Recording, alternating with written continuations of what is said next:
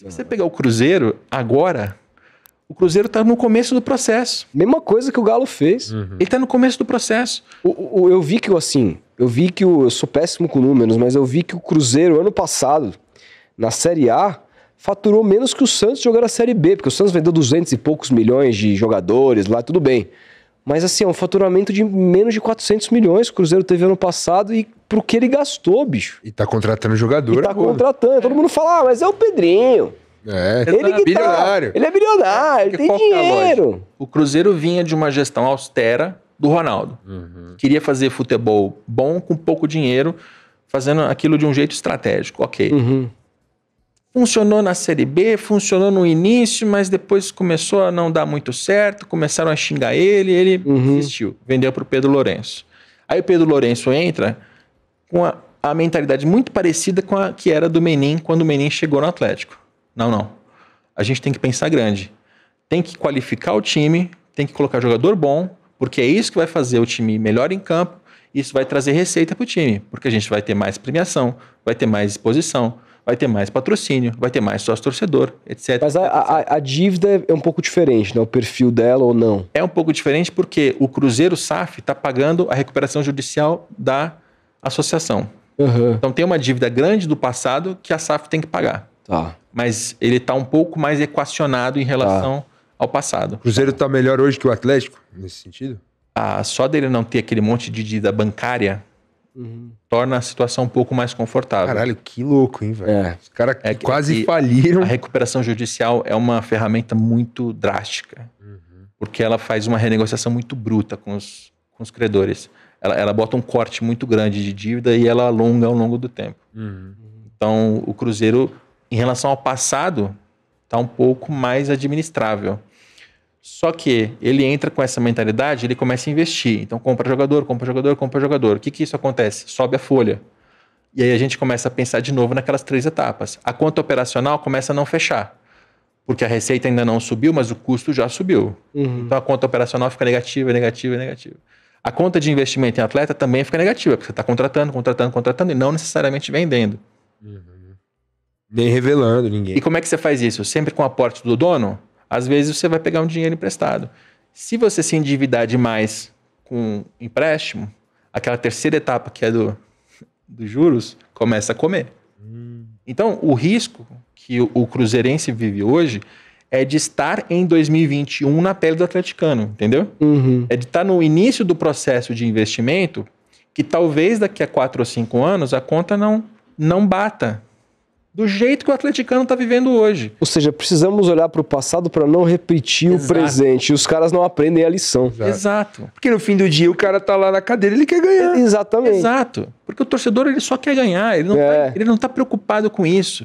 E quando o torcedor vira para mim e fala assim: Capelo, você não é bilionário, você não entende nada disso, me deixa em paz. Eu entendo, cara. É lógico. Tudo bem, é o seu papel. É porque o cara tá na feira, na quinta-feira depois do jogo, ele vai escutar asneira, ele não quer saber daqui 4 anos, eu vou me equacionar. Um clube que tá fazendo um caminho oposto depois de ter tido uma gestão bastante ruim financeira, com o mesmo presidente, é o São Paulo, que agora aderiu a um plano de pagamentos de contenção de gastos, mas que visa justamente, em 4, 5 anos, pagar a dívida, equacionar a dívida bancária que tem sido muito prejudicial ao clube. É mais ou menos por aí, não é? Mais ou menos. Mais ou menos. Mais ou menos. Mas me parece um processo um pouco oposto desse do Cruzeiro, ou não? Me conta como é que tá a situação. Eu não sei se eu colocaria como oposto. O Júlio Casares, no São Paulo, ele fez um FDIC, né, que é um fundo de investimento em direitos creditórios.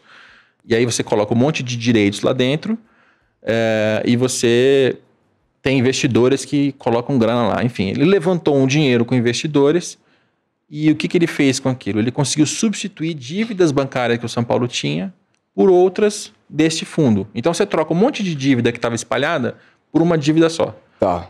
Teoricamente com juros mais baixos, teoricamente numa situação mais confortável para pagar. Tá. Então não é que ele conseguiu já baixar a dívida, mas ele trocou o perfil dela para ficar mais confortável. A jogada do FDIC é essa.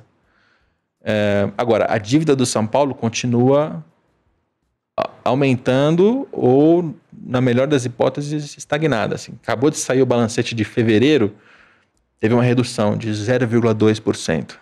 Ou seja... Nada. Eu vi que ele até postou. Eu não cheguei a ver isso. A dívida baixou zero, os torcedores dos comentários, cara. Irmão, estamos sofrendo. Você acabou com o elenco para baixar 0,2%. E ele compartilhando como se fosse algo muito foda. Teve algum influenciador que puxou o saco dele, aí ele colocou no perfil do Instagram dele. E é uma redução de 0,2% em fevereiro. Agora, a parte que não está contada ali é que nesse balancete de fevereiro, tá lá que tinha 45 milhões novos em empréstimos. Ou seja, tá faltando dinheiro no caixa e o São Paulo teve que buscar dinheiro para se endividar de novo. Então, que loucura, a realidade é sempre mais complicada do que parece, né? E o São Paulo é um clube que se endividou demais nessa gestão ao longo dos últimos anos, né?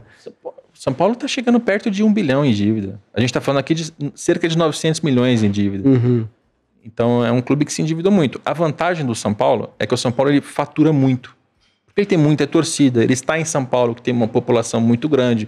É muito mais fácil você aumentar o faturamento do São Paulo do que aumentar o do Cruzeiro, aumentar o do Atlético, aumentar o do Santos. Então, o São Paulo ele conseguiu aumentar o seu faturamento. O lado comercial está melhor. O lado de estádio está melhor. O São Paulo fatura mais hoje. Então, os indicadores do São Paulo deram uma equilibrada graças a isso. Só que a gente ainda não vê no São Paulo a dívida baixar. A dívida não está baixando.